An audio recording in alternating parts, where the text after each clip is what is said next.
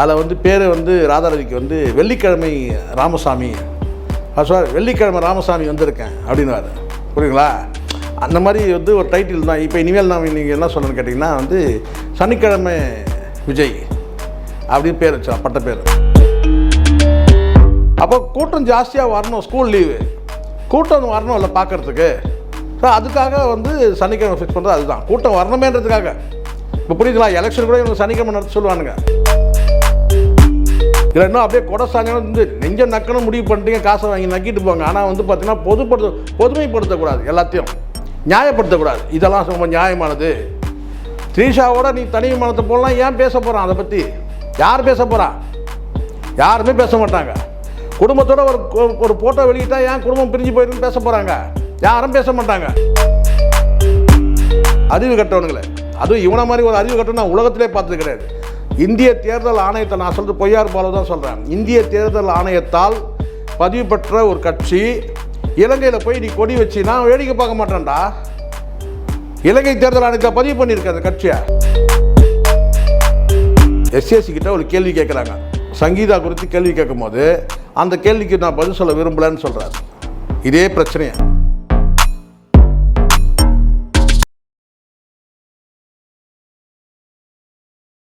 Sir வணக்கம் sir. Sir வணக்கம். வணக்கம் சார். வணக்கம். சமீபத்தில் ஒரு செய்தி, தாவேகா தலைவர் விஜய் அவர்கள் சுற்றுப்பயணம், அதாவது மக்களை சந்திக்க போகிறார் அப்படின்ற மாதிரி செய்தி. என்னைக்கு சந்திக்க போகிறார் அப்படின்னு நம்ம லிஸ்ட் எடுத்து பார்த்தா எல்லாமே சனிக்கிழமை, ஞாயிற்றுக்கிழமை, சனிக்கிழமை, சனிக்கிழமை, சனிக்கிழமை. என்ன காரணம் சார்? அது ராசியான நாளாக இருக்கலாம் சார் அவருக்கு. ஏற்கனவே வந்து உங்களுக்கு தெரியல, ஒரு படம் பார்த்துருப்பீங்க, இது வைதேகி காத்துதான் ஒரு படம். அதில் வந்து பேர் வந்து ராதாரவிக்கு வந்து வெள்ளிக்கிழமை ராமசாமி சார் வெள்ளிக்கிழமை ராமசாமி வந்திருக்கேன் அப்படின்னுவார். புரியுங்களா? அந்த மாதிரி வந்து ஒரு டைட்டில் தான். இப்போ இனிமேல் நீங்கள் என்ன சொல்லணும்னு கேட்டிங்கன்னா வந்து சனிக்கிழமை விஜய் அப்படின்னு பேர் வச்சா பட்ட பேர். இதுக்கு முன்னாடி பேர் தளபதி இதெல்லாம் ஏதோ சொல்கிறாங்க இல்லையா? இனிமேல் வந்து என்ன கேட்டேன்னா சனிக்கிழமை விஜய் அப்படின்னு வச்சிடலாம். இப்போது கொஞ்ச நாள் முன்னாடி கூட ஒரு தம்பி ஒருத்தர் மேடையில் அந்த அதாவது ஒரு ஸ்டாண்டப் காமெடி பண்ணும்போது இதெல்லாம் வந்து இன்ஃப்ளூயன்சர் மார்க்கெட்டிங் டீமு ஏதோ ஒன்று சொன்னார். சொல்லிவிட்டு அதுதான் சனிக்கிழமை எதுக்கு போகிறாருன்னா இந்த கூட்டம் பார்க்கணும்ல. இப்போ மற்ற நாளில் போனால் கூட்டம் வராது. எப்படிலாம் யோசிக்கிறானுங்க பாருங்கள். சனிக்கிழமை ஞாயிற்றுக்கிழமைனா கூட்டம் வரும். அதுவும் பொதுவாக சனிக்கிழமை போனீங்கன்னா ரெண்டும் உங்களுக்கு தெரியும்னு நினைக்கிறேன். சனிக்கிழமை பெரும்பாலும் பார்த்தீங்கன்னா கவர்மெண்ட் ஹாலிடேஸ் ஆகிடுது. அப்போ கூட்டம் ஜாஸ்தியாக வரணும், ஸ்கூல் லீவு கூட்டம் வரணும் இல்லை பார்க்குறதுக்கு. ஸோ அதுக்காக வந்து சனிக்கிழமை ஃபிக்ஸ் பண்ணுறது அதுதான், கூட்டம் வரணுமேன்றதுக்காக. இப்போ புரியுதுங்களா? எலெக்ஷன் கூட இவங்க சனிக்கிழமை நடத்த சொல்லுவானுங்க. இப்போ புரியுதுங்களா? எலெக்ஷன் ஓட்டிங் கூட பார்த்தீங்கன்னா ஏதாவது ஒர்க்கிங் டேயில் வச்சிடாதீங்க, லீவு நல்லா பார்த்து வைங்க. அதனால தான் மே மாதம் வைக்கிறாங்கன்னு வச்சுங்களேன், மொத்தமே லீவு தான். அந்த லீவு நாள்லேயும் வந்து பார்த்திங்கன்னா வந்து ஹாலிடேஸ் பீரியட்லேயும் நீங்கள் சனிக்கிழமை ஞாயிற்றுக்கிழமை பார்த்து வைங்க எலெக்ஷனை அப்படின்னு சொல்கிறதுக்கான வாய்ப்பு இருக்குது. விஜயை பொறுத்த வரைக்கும் இந்த சினிமாவில் எப்படி ஒரு படத்தை ஓட வைக்கிறதுக்கு என்னென்னலாம் உத்தியை எடுத்தாங்களோ அதே உத்தியை வந்து அரசியலையும் வந்து ஜெயிக்கணுன்றதுக்காக அதே உத்தியை கையாளுறாங்கன்னு தெரிய வருதா இல்லையா? அதுதான் இது. எப்படி சினிமா வந்து பார்த்தீங்கன்னா லீவு நாள் வரும்போது ரிலீஸ் பண்ணணும்னு சொல்லி பண்ணுறாங்க இல்லையா? அந்த மாதிரி தான் இதுவும். அரசியலும் அப்படி நினைக்கிறாங்க. லீவு நாளாக பார்த்து வந்து சனிக்கிழமையானா வந்து போகலாம். அது என்ன சனிக்கிழமை அரசியல்வாதி? எனக்கு ஒன்றும் புரியவே இல்லை. மற்ற தலைவர்கள் யாராவது இருக்காங்களா அந்த மாதிரி? இப்போ அதிலே தெரியலிங்களா வீக்குன்றது? இது பலவீனம் தானே. இல்லை சார், இத்தனை நாளில் வந்து மாநாடு மட்டும் போட்டார், இப்போ வந்து திடீர்னு வந்து சுற்றுப்பயணம்லாம் மேற்கொள்கிறாரு சார். அதுதான் சொல்கிறேன்ல சார், இதை கேட்டால் சில இந்த வெண்ணைங்கெல்லாம் பொங்குறத பார்த்துங்க. அவருக்கு முதல்ல வந்து அவர் வந்து கூட்டமே வந்து அவர் வெளியிலே வரமாட்டாருன்னு சொன்னீங்க, அவர் வெளியே வந்துட்டார். அப்புறம் வந்து மாநாடை நடத்த முடியாது சொன்னீங்க, மாநாடு நடத்திட்டார். அதுக்கப்புறம் ஒரு நாள் லிஸ்ட்டு போடுறானுங்க. இதெல்லாம் சொன்னதே இவனுங்க தான் முதல்ல, சரிங்களா? இப்போவும் சொல்கிறேன், இந்த நிமிஷம் வரைக்கும் சொல்கிறேன், இந்த வெண்ணெய் வெட்டிங்க அத்தனை பேருக்கும் சொல்கிறேன், அது பொய்யார் பாலுவாக இருக்கட்டும் அல்லது பீலா பிஸ்மியாக இருக்கட்டும், இது வரைக்கும் மக்களை சந்தித்தது 2 மணி நேரம் தான். இந்த 2 வருஷத்தில் டோட்டல் டைமிங் எடுத்து கணக்கு போட்டிங்கன்னா அதிகபட்சம் 2 மணி நேரம், இல்லை கூடுதலாக ஒரு அரை மணி நேரம், அவ்வளோதான். இவ்வளோ தான் மக்களை சந்திச்சதே. இருக்கிற உண்மையை தான் பேசுகிறோம். சக அரசியல்வாதிகள் மாதிரி வெளியே வரல. இவ்வளோ பேசுகிற வெண்ணெய் வெட்டிங்க ஒரு ப்ரெஸ் மீட் பண்ண வேண்டி தானே? நீங்கள் தான் பெரிய மீடியா ஜாம்பவான்களாச்சு, நீங்கள் பத்திரிகையாளர் தானே. எங்கள் ஒரு நேர்காணல் கேட்டு கொடுங்க பார்க்கலாம். ஏதோ துட்டை வாங்கிக்கிறீங்க, பேசுகிறீங்க, ஒரு நேர்காணல் கொடுக்க சொல்லுங்களேன் பார்க்கலாம். பார்த்துட்டு தானே இருக்கிறோம் நம்ம. யாரும் இங்கே வந்து யாரும் வந்து பொய்யாலாம் பேசிட முடியாது. இதுதான் உண்மை. விஜய் பொறுத்த வரைக்கும் என்னென்னு கேட்டால் அந்த அரசியல்வாதிக்குரிய அந்த பக்குவமே இல்லை. நம்ம பார்த்துட்டு தானே இருக்கோம். அன்றைக்கி சொன்னீங்க அப்படி நடந்தார், இன்றைக்கி சொன்னீங்க இப்படி ஆகிட்டாரு. இப்போ கூட தான் சொல்கிறாங்க 6 மணிக்கு மேலே. ஏன் இப்போ இவ்வளோ எதுக்கு? இப்போ இதை கேட்டு சொல்லுங்களேன். ஒன்றும் இல்லை, சனிக்கிழமை ஏன்னா மீட் பண்ணுறியா? அது என்ன சனிக்கிழமை? ஏன் நார்மல் டேஸில் ஏன் இல்லை? இதை கேட்டால் சொல்லுவீங்களா? கேட்டு சொல்லுவீங்களா? பதில் பொங்குறீங்கள, கேட்டு சொல்கிறேன். அது என்னங்க சனிக்கிழமையானா? ஒரு வியூஸ் வரணுன்றதுக்காகலாம் ஓவராக பேசக்கூடாது, கோவக்கூடாது. காசு வாங்கிட்டீங்கன்னு தெரியுது நல்லா. எல்லா அரசியல் கட்சிகளும் ஒவ்வொருத்தரும் ஒரு மூலைக்கும் அலைகிறாங்க. எப்படின்னா இந்த மீடியாவில் பேசக்கூடிய நபர்களையும் இந்த ஆங்கர்களையும் ஐடிவிங்காக ஆள் வேணும்னு சொல்லி ஆளை பிடிக்கிற இடத்துல இருக்கிறாங்க. எல்லா மீடியா அதை தான் பண்ணிகிட்ருக்கு. எல்லா கட்சிகளும் வந்து ஐடிவிங்காக மீடியா ஆட்களை வலை வீசி தேடுறாங்க. நீங்களாம் ஒரு வலையில் வந்து பார்த்தீங்கன்னா விஜய் பக்கம் போயிட்டீங்க. ஏன்னா அது வந்து ஃபண்டு வரும்னு சொல்லிட்டு. சினிமாவோடு நிறுத்திக்கணும் உங்களுடைய இந்த வார்த்தைகள்லாம். எவ்வளோ விஷயம் இருக்குது தெரியுமா அரசியலில்? நீங்கள் சொல்கிறதெல்லாம் கிடையாது. எனக்கு தெரியும் இந்த அரசியல் வியூகம்லாம் எப்படி போகும் கடைசியாக எங்களுக்கு கேட்டால் என்ன முடிவில் இருக்கா ஏதாவது தெரியுமா? பொங்குறீங்கன்னா நியாயமாக பொங்குங்க. ஒரே கேள்வி தான். ஒரு மாநாட்டில் கிரீஸை தடவுறீங்க, கேட்டு சொல்லுங்கள் சரியாக தப்பாது. தூக்கி குண்டு கட்ட தூக்கி வீசுறீங்க, உங்கள் தொண்டர் தானே, கேட்டு சொல்லுங்கள். விஜய்க்கு வக்காலத்து வாங்குறீங்கல்ல, இல்லை இன்னும் அப்படியே கொடை சாஞ்சனம் வந்து நெஞ்ச நக்கணும் முடிவு பண்ணிட்டீங்க, காசை வாங்கி நக்கிட்டு போங்க. ஆனால் வந்து பார்த்தீங்கன்னா பொதுமைப்படுத்தக்கூடாது, எல்லாத்தையும் நியாயப்படுத்தக்கூடாது. இதெல்லாம் ரொம்ப நியாயமானது. த்ரீஷாவோட நீ தனி விமானத்தை போடலாம், ஏன் பேச போகிறான்? அதை பற்றி யார் பேச போகிறா? யாருமே பேச மாட்டாங்க. குடும்பத்தோடு ஒரு ஃபோட்டோ வெளியிட்டால் ஏன் குடும்பம் பிரிஞ்சு போயிருன்னு பேச போகிறாங்க? யாரும் பேச மாட்டாங்க. அப்போ இருக்கிற விஷயத்தை பேசும்போது நீங்கள் என்ன செய்றீங்கன்னா அப்படியே மாறி நெஞ்ச நக்கணுன்றதுக்காக அப்படியே அதெல்லாம் ஒன்றுமே இல்லைன்றீங்க. இருக்கிற விஷயத்த பேசி தான் அவங்க பொது வாழ்க்கைக்கு வந்துட்டால் தனிப்பட்ட வாழ்க்கையும் பேசித்தான் தீர்வாங்க, பேசுவாங்க. அது யாருமே விதிவிலக்கு கிடையாது. எல்லாரும் விமர்சிக்கப்பட்டிருக்கிறாங்க. யாரும் விமர்சனம் பண்ணல. தனிப்பட்ட வாழ்க்கையோடு எல்லாருமே விமர்சனத்துக்கு உள்ளாக இருக்கிறாங்க. அது விஜய் வந்து விதிவிலக்கு கிடையாது. விமர்சனம் வராத அளவுக்கு பார்த்துக்க முடியும். அதை விஜய் செய்யலை. இல்லைனா கொஞ்சமாச்சும் வெட்கம் மானம் சூடு சொல்கிறதுக்கா ஒரு நடிகையோட தனிமை வந்து விமான பயணம் பொண்டாட்டி கூட்டு போயிருந்தால் யார் கேட்க போகிறாங்க? மனைவி கூட்டு போனால் அது தப்பு இல்லை. தப்புன்னு சொல்ல துணிச்சல் வேணும். முதல்ல நீங்கள் சொம்படிக்கிறதுக்கு ஒரு தப்பை ஊக்கப்படுத்துறதெல்லாம் நீங்கள் வந்து பணம் வாங்கின்னு பண்ணுறீங்கன்னு தெரியுது. நீங்கள் பொங்குறதுல தெரியுது. ஒரு நியாயப்படுத்துறதுக்காக நீங்கள் எப்படி வேணாலும் நாக்கை எப்படி வேணாலும் பெரட்டி போட்டு பேசுவீங்க. பார்த்துட்டு தானே இருக்கிறோம். சமீபத்தில் ஒரு விருது வழங்கும் விழாவில் வந்து நடிகர் விஜய் ஃபோட்டோவை காமிச்சு த்ரிஷாவை பேச வச்சாங்க. அவங்களும் ஒரு கருத்தை முன் வச்சாங்க. ஆனால் இதை எந்த ஒரு விஜய் ரசிகர்களுமே சமூக வலைதளத்தை ஷேர் பண்ணவே இல்லை.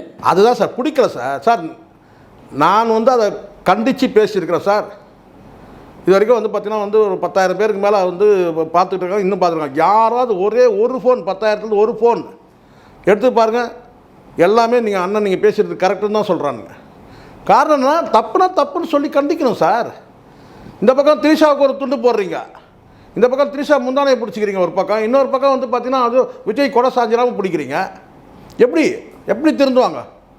தப்புன்னு சொல்லி சுட்டி காட்டணும். ஒரு முக்கியமான நபர்கள்லாம் வந்து விஜய் செய்தது தவறுங்க. ஒரு அரசியல் கட்சி தலைவர் ஆகிட்ட பிறகு இந்த விஷயத்தெல்லாம் அவாய்ட் பண்ணணும். இதுதான் நேர்மையான பேச்சு. அது ஒரு தப்பு இல்லை, இது ஒரு தப்பு இல்லை, அது ஒன்றும் கிடையாது, இது ஒன்றும் கிடையாதுலாம் சொல்ல முடியாது. தப்புனா தப்பு தான். வாழ்த்து தெரிவிக்கிறேன்னா எல்லாருக்கும் சமமாக சொல்லிட்டு போயிட்டே இருக்கனால தான். எப்போ தன்னை பற்றி ஒரு விமர்சனம் வருதோ, ஒரு அரசியல் கட்சி தலைவருக்கு வருதோ, அப்போவே நீங்கள் தான் அதை கடந்து போகணும், வந்து ஒதுங்கி போகணும். அதை விட்டுட்டு நீங்கள் பெரிய மனுஷன் உதாரணம் கொடுக்குறீங்க. எம்ஜிஆர் சரோஜா தேவின்னு அறிவு இருக்காடா உங்களுக்கு? எம்ஜிஆர் சரோஜா தேவியும் வந்து பார்த்தீங்கன்னா எந்த காலமும் அது இன்றைக்கி டிஜிட்டல் புரட்சி நடக்குது இல்லை. எம்ஜிஆர் வந்து சரோஜா தேவி கூட வந்து பார்த்தீங்கன்னா வந்து ஒன்றா சேர்ந்து நடித்தாங்க. எல்லாம் சேர்ந்து நடிக்கிறது வேறு. இப்போ நான் கேட்குற விஜய் கூட த்ரிஷா மட்டும் தான் நடிச்சிருக்காங்களா 64 படத்துலையும்? அறிவு இருந்தால் பேசுவீங்களா? நீங்கள் நெருப்பு இல்லாமல் புகையாதுன்றானுங்க. ஏற்கனவே லிப்லாக்கால குடும்பமே கெட்டு போச்சுன்னு பேசலாம். அப்போ எங்கே போனீங்க நீங்கள்லாம்? தனியாக வீடு வாங்கிட்டாங்க வந்து விஜய் வந்து த்ரிஷாவுக்கு வீடு வாங்கி கொடுத்தாரு பேசுனானுங்க பொறுக்கி பசங்க. அப்போ எங்கே போயிருந்தான் அந்த செய்யார் பால், இந்த பொய்யார் பால்? நான் கேட்குறேன். அன்றைக்கி மறுப்பு தெரிவிச்சா நீ? நல்லவன் தானே நீ? இதே பீலா பிஸ்மி சொல்லும் போது நீங்கள் என்ன பண்ணியிருந்தீங்க? அப்போ த்ரிஷாவுக்கு தனியாக வீடு வாங்கி கொடுத்துடாமல் பேசினானுங்க. அப்போ எங்கே போயிருந்தான் அந்த பொய்யார் பால்? செய்யாருக்கே ஓடி போயிட்டானா? பேசுனா கரெக்டாக பேசணும். யாரையும் இங்கே வந்து நீங்கள் டாமினேட் பண்ணாதீங்க. இங்கே வந்து அவர் புரட்சி பண்ணுறாரு, அதை பண்ணுறாரு, இதை பண்ணுறாரு. அறிவு கட்டவனுங்களே. அதுவும் இவனை மாதிரி ஒரு அறிவு கட்டணும் நான் உலகத்திலே பார்த்தது கிடையாது. இந்திய தேர்தல் ஆணையத்தை நான் சொல்கிறது பொய்யார் பாலு தான் சொல்கிறேன். இந்திய தேர்தல் ஆணையத்தால் பதிவு பெற்ற ஒரு கட்சி இலங்கையில் போய் நீ கொடி வச்சு நான் வேடிக்கை பார்க்க மாட்டேன்டா. இலங்கை தேர்தல் ஆணையத்தில் பதிவு பண்ணியிருக்க அந்த கட்சியை. அவர் கட்சியை பற்றி பேசினார். உடனே அதிபர் ஓடி வந்துட்டார். என்ன பண்ணார்? உங்களுக்கு தெரியுமா? அது வழக்கமான சந்திப்பு, வழக்கமான வந்து அங்கே நடவடிக்கை. இங்கே பிரதமருடைய நடவடிக்கை எப்படி தினம் உங்களுக்கு நமக்கு தெரியுதோ அதே மாதிரி அங்கே வந்து தினசரி நடவடிக்கை தான் அது. உடனே கட்சித்தீவு சொன்ன உடனே வந்து அதிபர் வந்து அப்படியே பயந்து ஓடி வந்துட்டார்னு. அடுத்த நாள் அமைச்சர் வந்து அதே அங்கே இருக்கிற அமைச்சர் வந்து இங்கே பேட்டி கொடுக்கும்போது எங்கே போயிருந்தீங்க? உப்பு சப்பில்லாத விஷயம் அந்த கச்சத்தீவுன்றது. இது காலங்காலமாக எல்லாரும் பேசிட்டு தான் இருக்கிறான். அதை தார வைத்ததே காங்கிரஸ்ரா. முதல்ல அதை சொல்கிறான் அறிவு கட்டவங்களே. அந்த வரலாறு உங்களுக்கு எங்கே தெரிய போகுது? அதை தார வார்த்ததே வந்து காங்கிரஸ் தான். அன்றைக்கி திமுக ஆட்சி இருந்தது. நீங்கள் யாருக்கிட்ட போய் கேட்கணும்? காங்கிரஸுக்கு தான் துண்டு போட்டுக்கிறீங்க இன்றைக்கி வரைக்கும் கூட்டணிக்காக. அப்புறம் வந்து பிஜேபி கிட்ட சொன்னால், மத்திய அரசுக்கிட்ட சொன்னால், யார் தார வார்த்தாங்களோ அதை நீ கண்டிக்கணும்ல. அதுக்கப்புறம் தானே அந்த சப்ஜெக்டில் போனோம். அப்போ வரலாறு தெரியல, அவனு தான் தெரியல. பத்திரிகையாளர் கீழ்ச்சிட்டுன்றீங்க, உங்களுக்கு கூட தான் தெரியவே இல்லை. அவர் கட்சி சொன்ன உடனே அதிபர் அப்படியே பயந்துட்டார். எவ்வளோ நாளைக்கு தான் இந்த ஓட்டுவீங்க? ஒரு நியாயம் வேணாம். ஒரு நாட்டில், ஒரு இந்திய நாட்டோட தேர்தல் ஆணையத்தால் பதிவு பெற்ற ஒரு கட்சி இன்னொரு நாட்டில் போயிட்டு நீங்கள் வந்து கொடியெலாம் ஏற்ற முடியாது. உங்களுக்காவது புரியணும். இந்த அவனுக்கு தான் புரியலனாலும் நீங்களும் மாங்காய் மடையினா இருக்கக்கூடாது. இந்த பொய்யார் பாலாக இருக்கட்டும், பீலா பிஸ்மியாக இருக்கட்டும், எவனாக இருக்கட்டும், அதெல்லாம் ஊக்கப்படுத்தாதீங்க, ஏமாற்றாதீங்க. தொண்டர்களை அறிவோடு பேசுங்க. எதை பேசணும்னு தெரியணும். பூஸ்ட் பண்ணுறோம் நாங்கள் ரசிகர்கள்னு சொல்லிட்டு உங்கள் வியூஸ்க்காக பூஸ்ட் பண்ணிடாதீங்க. முட்டாள்தனத்தை செய்யாதீங்க. புரிய வைங்க எங்கே எதை செய்யணும்னு இருக்குது. சார், சமீபத்தில் மதுரை மாநாடு நடத்தி முடிஞ்ச உடனே அங்கே நிறைய கருத்து கணிப்புலாம் கேட்கப்பட்டது. இவருக்கு 2026 தரமான பதிலடி நாங்கள் கொடுப்போம் அப்படின்ற மாதிரி அஜித் ரசிகர்கள், அஜித் ரசிகர்லாம் அங்கே சொன்னாங்க. இந்த நிகழ்வு நீங்கள் எப்படி பார்க்குறீங்க சார்? சார், இதெல்லாம் வெறும் வந்து ஏட்டு சுரக்கா சார். முதல்ல மக்களை சந்திக்கணும், சகஜமாக பேசணும். அதெல்லாம் வந்து சும்மா வெறும் பேச்செலாம் வேலைக்காகாது. இப்போ என்ன இப்போதைக்கு வந்து கேட்டால் வந்து இப்போ நான் கேட்குறேன், உங்கள் மேலே ஒரு கேஸை போட்டாச்சு, புஷியானது மேலே ஒரு கேஸை போட்டாச்சு. என்ன கேஸு? ரெண்டுமே வந்து பார்த்தீங்கன்னா மாநாட்டில் நீங்கள் வந்து நடந்துக்கிற விதமும், இன்னொருத்தர் வந்து டிராஃபிக் வயலன்ஸ் பண்ணதுனால தான் போட்டிருக்க கேஸே. முதல்ல அதுக்கு என்ன வழின்னு பாருங்கள். ஒரு கேஸாக போட்டுகிட்டே வராங்க. அது வந்து கேட்டால் பழிவாங்க நடவடிக்கைலாம் கிடையாது. நீங்கள் நடந்துன விதத்தை தான் போட்டிருக்கிறாங்க. சும்மாலாம் போகிற போக்கெல்லாம் போட்டுற முடியாது. நீங்கள் நடந்துக்கிற லட்சணம், மாநாட்டில் நீங்கள் நடந்துக்கிட்ட விதம், வழக்கு வந்து விஜய் மேலே வழக்காச்சு. அதனால் சும்மா இதெல்லாம் வந்து வெறும் வாய் சாப்பிடாலாம் விடக்கூடாது சார். நீங்கள் நிஜமாக நீங்கள் வந்து இப்போ நல்லா தெரியும், எல்லா மக்களுக்கும் தெரியும், நீங்கள் வந்து அரசியலில் நீங்கள் இன்னும் முழுமையாக வரவே இல்லைன்ட்டு. வரேன் தான் சொல்லுகிறீங்க. வந்துட்டேன்னு சொல்லவே இல்லைல்ல. வந்துட்டேன்னு சொல்லணும் சார். அதான் கன்ஃபர்மேஷனு. வரேன் வந்துக்கிட்டு இருக்கிறேன், வரப்போகிறேன், இதே சொல்லிட்டு தான் எப்படி? சமீபத்தில் கருணாஸ் அவர்கள், நடிகர் கருணாஸ் மற்றும் எம்எல்ஏ அந்த கருணாஸ் அவர்கள் வந்து விஜய் மீது ஒரு விமர்சனத்தை வச்சிருக்காரு. வெறும் சினிமா புகழை மட்டுமே வைத்துக்கொண்டு சிஎம் கனவாகுது, வெறும் நகைப்பாக இருக்கிறது அப்படின்ற மாதிரி விஜய் கிண்டல் பண்ணியிருக்காரு. இது நீங்கள் எனக்கு வந்து கேட்டால் கருணாஸ் சொல்கிறதுன்னு கிடையாது, காமனான பொதுவான வார்த்தை தான். யாராலும் கருணாஸ் சொல்லிட்டோம், அது வேறு யாருன்னு சார். வெறும் சினிமா புகழ் மட்டுமே வச்சுட்டு வர முடியாதுன்றது உண்மை தானே. களத்தில் இறங்கி அரசியல் பண்ணணும்ல. வெறும் சினிமா புகழ் வந்து இது ஒன்றும் பெரிய அரிய கண்டுபிடிப்போனும் கிடையாது, சரிங்களா? வெறும் சினிமா புகழை மட்டுமே வச்சுக்கிட்டு வந்து அரசியலுக்கு வர முடியாதுன்றது உண்மை. அது இது அப்படி தானே இருக்குது. விஜயோட நடவடிக்கை வந்து கல அரசியல் வரல. வெறும் சினிமா புகழ் நம்மளை பார்த்து ரசிக்கிற கூட்டத்தை மட்டும்தான் வச்சுக்கிட்டு வராரு. அது நிற்காதுன்ற நான். இந்த கூட்டம் நிற்காது. எலெக்ஷன் வரைக்கும் அவன் ஓட்டு போகிறதுக்கு வருவானான்னு சொல்ல முடியாது. நீங்கள் விஜய் வந்தார்னா அங்கே வருவான், அவ்வளோதான். அதனால இந்த மாநாட்டு கூட்டம்லாம் வந்து எல்லாம் 17 வயசு கீழே உள்ள பசங்க நிறைய பேர் இருக்கிறானுங்க சார். 15லேருந்து 17 வரைக்கும் நிறைய பசங்க வந்திருக்கிறாங்க, நிறைய லட்சக்கணக்கான பேர். இப்போவே சனிக்கிழமை கேட்குறது எதனால்? ஸ்கூல் லீவ் விட்டாங்கன்னா ஸ்கூல் பசங்களாம் வருவாங்க. அதுதான் சனிக்கிழமை கேட்குறது. சமீபத்தில் கூட விஜய் அவர்களுடைய மனைவி வந்து சென்னை வந்திருக்காங்க ஏர்போர்ட்டுக்கு. பட் எந்த இதுவுமே இல்லாமல் அவரது மகனே போய் ரிசீவ் பண்ணியிருக்காரு. சஞ்சய் போய் ரிசீவ் பண்ணியிருக்காரு. ஆனால் விஜய் தரப்புலேருந்து மீட் பண்ணாங்களே இல்லையா? எந்த ஒரு இதுவுமே இல்லையா? ஒரு எஸ்எஸ்சி கிட்ட ஒரு கேள்வி கேட்குறாங்க, சங்கீதா குறித்து கேள்வி கேட்கும் போது அந்த கேள்விக்கு நான் பதில் சொல்ல விரும்பலன்னு சொல்கிறார். இதே பிரச்சனையை அரசியல் கட்சி தொடங்கத்தில் வந்து தொடங்கினதுலேருந்து அவருடைய விஜயோட சேர்ந்த அந்த உறவு வரைக்கும் ஒரு கேள்வி அவங்கக்கிட்ட போடும்போது எஸ்எஸ்சி மருமகள் குறித்த கேள்வி வந்து கடந்து போகிறாரு. இந்த கேள்விக்கு நான் பதில் சொல்ல விரும்பலன்றாரு. வேறு கேள்வி கேளுங்கன்றார். அதிலே தெரியலையா? மாநாட்டுக்கு 2 முறை மாநாட்டுக்கும் 2 மாநாட்டுக்குமே வந்து பார்த்தீங்கன்னா அவங்க மனைவி வரல. இதுக்கெல்லாம் பதில் சொல்லணும். அந்த அந்த அந்த பொய்யார் பால் யாரோ வந்து அப்படியே வந்து அவர் மேலே அப்படியே வன்மத்தில் பேசுகிற மாதிரியும் அதுக்கு பதில் கொடுக்குறாராம் இவர். பொண்டாட்டியோட சேர்ந்து வாழன்றது ப்ரூவ் ஆகுதா இல்லையா? அதைத்தானே சொல்கிறாங்க. அதை ஊக்கப்படுத்த முடியாதுல்ல. ஒரு தலைவர் வந்து பார்த்தீங்கன்னா வந்து தொண்டர்களுக்கு வந்து என்ன வழிகாட்டுதல் கொடுக்குறீங்க? மக்கள்கிட்ட வரும்போது பார்த்தீங்கன்னா முதல்ல உங்கள் குடும்பத்தையே உங்களால் காப்பாற்ற முடியல தானே ஆகிடுது. நீங்களே பொண்டாட்டியோட வாழலை, பிள்ளையோட வாழலை, அப்புறம் நீங்கள் எப்படி மக்களை வாழ வைப்பீங்க? கேள்வி கரெக்ட் தானே? அப்படியே பொய்யார் பால் வந்து அவங்க சமீபத்தில் கூட அவங்க வந்து ஏர்போர்ட்டில் வந்தாங்க. அறிவு கட்ட முண்டமே ஏர்போர்ட்டில் வந்தது உண்மையாக இருக்கட்டும், அவங்க புள்ள வந்து வரவேற்றது உண்மையாக இருக்கட்டும், இல்லை ஒரே வீட்டில் கூட இருக்கட்டும். உங்கள் வீடு மாதிரிடா 10க்கு 10 வீடா இல்லை 20க்கு வீடா? பெரிய பங்களாவில் தனித்தனியாக இருந்தால் என்ன பண்ணுவீங்க? மட்டும் வாழன்றது கன்ஃபார்மு, அதோட விட்டுருணும். அதை நிரூபிக்கிறதுக்கெல்லாம் முயற்சி பண்ணாதீங்க. ஒரு குடும்பத்தில் ஒன்றா இருந்தாங்கன்னா, இப்போ சிவகுமார் இருந்தார், ஒரு குடும்பத்தோடு வராரு நிகழ்ச்சிக்கு, அது எப்படி இருக்குது? இங்கே பொண்டாட்டி வாழை, பிள்ளைங்களும் கூட சேர்ந்து இல்லை.